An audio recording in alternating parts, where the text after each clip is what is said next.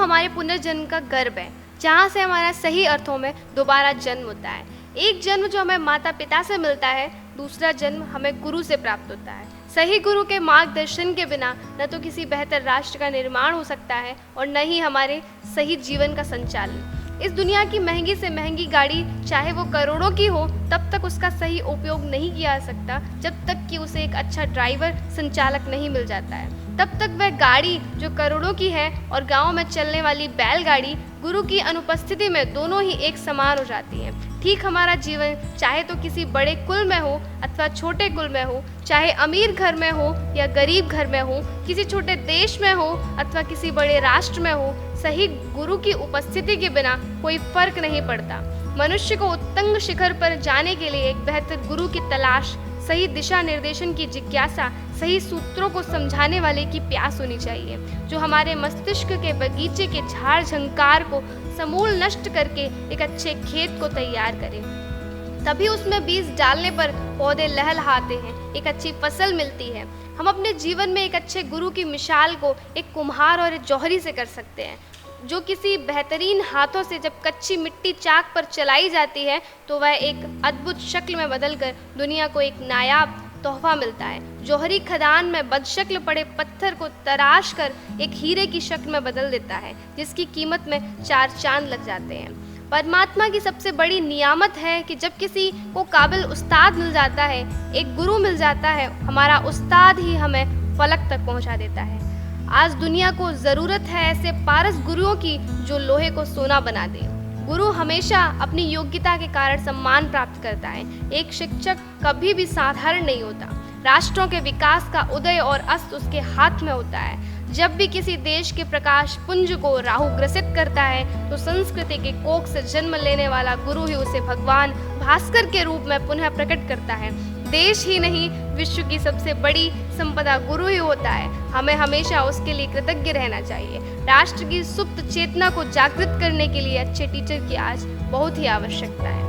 जब भी कोई गुरु राजकीय अन्न की दास्ता को अपनी सुविधा, झूठी प्रतिष्ठा के लिए उससे समझौते करता है तो उस अन्न की दास्ता उसका विवेक खरीद लेती है, फिर उसकी न्याय बुद्धि खरीदी जाती है। फिर वह गुरु एकलव्य का अंगूठा कटवाता है। प्रतिभा को जाति और व्यवस्था के नाम पर कुचला जाता है।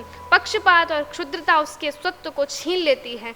सत्ता के लिए किए गए अपने स्वार्थ के लिए समझौते उसे सही आदमी नहीं बनने देते। फिर वह शिक्षक सही आदमियों का निर्माण कहाँ से कर पाएगा। इस खूबसूरत प्लेनेट पर जब भी कोई विकास हुआ है तो उस विकास की आत्मा, उस नींव का पत्थर, उस विकास के पिरामिड की आधारशिला गुरु ही रहा है। चाहे वह कोई भी काल हो, जब अध्यापक सिर्फ वेतन भोगी हो गया, राज्य सत्ता के हाथों उसने दास्ता स्वीकार कर ली, तो वही पर वह राष्ट्र, वह जाति पतन के कगार पर खड़ी होकर एक धक्के की राह देख रही होती है। चाणक्य ने कहा था कि ब्राह्मण गुरु न किसी के राज्य में रहता है और न किसी के अन्न से पलता है, स्वराज्य में विचरता है और अमृत होकर जीता है। गुरु सब कुछ सामर्थ्य रखने पर भी स्वेच्छा से इन माया स्तूपों को ठुकरा देता है। प्रकृति के कल्याण के लिए ज्ञान का दान देता है। जब भी एक महान गुरु का अपमान हुआ है, चाहे वह मगध हो या कोई अन्य, वहाँ परिवर्तन की आंधी आई है। श्रद्धेय श्री जयशंकर प्रसाद जी लिखते हैं कि एक समय की बात है कि जब चाणक्य को अपने पिता चड़क का पता नहीं चलता है, वे कहते हैं कि पिता का पता नहीं, झोपड़ी भी न रह गई, शकटार की कन्या सुवासिनी अभिनेत्री हो गई, पेट की ज्वाला से एक साथ 2-2 कुटुंबों का सर्वनाश और कुसुमपुर फूलों की सेज में ऊँग रहा है। क्या इसीलिए राष्ट्र की शीतल छाया का संगठन मनुष्य ने किया था? मगध मगध सावधान, इतना अत्याचार सहना असंभव है। तुझे उलट दूंगा, नया बनाऊंगा, नहीं तो नाश ही करूंगा। आचार्य ब्राह्मण के कोमल हृदय में कर्तव्य के लिए प्रलय की आंधी चला देने की भी सामर्थ्य है। जब हम गुरु शब्द का प्रयोग करते हैं तो इसके कई मतलब होते हैं। हमारे हर रास्ते का समाधान मिल गया है। मैं अब वह सब कर सकता हूँ जो गुरु की अनुपस्थिति में अंधेरे में अज्ञानता की दीवारों से टकराकर अपने को चोट पहुँचा रहा था। हमने जो इरादे किए थे, गुरु के प्रकाश में वह हमें प्राप्त हो जाएंगे। हारने के बाद भी वह हमें जीतने का जज्बा देता है। हमारे देखने के नज़रिए में बदलाव भी गुरु का ही प्रभाव होता है। शिक्षक ही हमारे जीवन की गुत्थियों को सुलझाता है। गुरु एक स्रोत है जहाँ से ज्ञान के झरने प्रवाहित होते हैं। जब व्यक्ति अपने गुरु की सुनता है, आदर करता है, सम्मान करता है, तो वह हमारे इरादों को आत्मविश्वास को और दृढ़ करता है। फिर आप वह सब देखने लगते हैं जो आप अपने शिक्षक के पूर्व नहीं देख पाते। इस ब्रह्मांड में अनगिनत ऊर्जा के स्रोत हैं, अनगिनत ताकतें हैं, उनसे हमारा परिचय शिक्षक के माध्यम से ही होता है। जब हम अपने गुरु को समर्पण करते हैं और कह उठते हैं, हे मेरे जीवन के मार्गदर्शक, तुम गाओ, हमारे जीवन के सारे सपने तुम्हारे हैं, तुम गुनगुनाओ, मेरा जीवन तुम पर न्यौछावर है, तुम मेरे गीत बन जाओ, मैं अपनी तपस्या तुम्हें देता हूँ, तुम ही मेरे कलयुग में सतयुग बनकर प्रवेश करो। एक समय की बात है कि पोपलर की लचीली झाड़ियाँ नदी के तट की सीधी चढ़ाई आने के साथ ही विरल होने लगी थी। इसके स्थान पर चीड़, बर्च, देवदार, सरोवर के जंगल शुरू हो गए। हवा साए साए कर रही थी। पगडंडियों के पास के पेड़ बड़े जोर से हिल रहे थे, उनसे खड़ खड़ की आवाज आ रही थी। नदी अब बिल्कुल करीब होने लगी। झेन फकीर को अपने शिष्य के साथ उस नदी को पार कर एक गांव जाना था। झेन फकीर अपने शिष्य के साथ उस नदी के तट पर पहुंचा। उस समय पानी की लहरें शोर मचाती हुई व्यग्रतापूर्वक नदी से के किनारे से टकरा रही थी। अब पूरी तरह अंधेरा छा गया था। हवा भी शांत हो गई थी, बादल गायब हो गए और आकाश साफ हो गया था। तारे ठंडी ठंडी सांसें ले रहे थे। सर्दी का मौसम अब आने वाला ही था। झेन फकीर ने नदी पार करने के लिए अपने शिष्य से कहा कि नदी कितनी गहरी है कह नहीं सकता, इसलिए तुम मेरा हाथ पकड़ लो, मैं आगे आगे चलता हूँ। शिष्य ने कहा, गुरुजी, मैं आपका हाथ पकड़कर नदी पार नहीं कर सकता हूँ, क्योंकि किसी स्वार्थ में, किसी लालच में मैं आपका हाथ छोड़ सकता हूँ, परंतु आप मेरे गुरु हैं। यदि आप मेरा हाथ पकड़कर नदी पार करेंगे तो मैं सुरक्षित आपके साथ नदी पार कर जाऊंगा।